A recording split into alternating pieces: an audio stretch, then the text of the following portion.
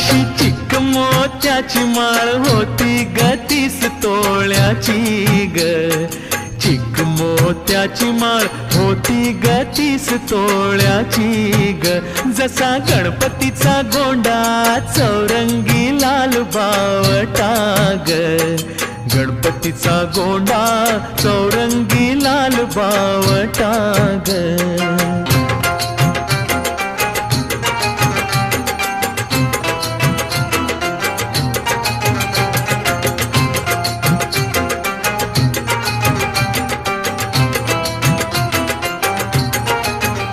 या चिकमाळेला रेशमी मौचार दोराग. या चिकमाळेला रेशमी मौचार दोराग. मऊ रेशमाच्या दोऱ्यात नवरंगी माळ ओवी.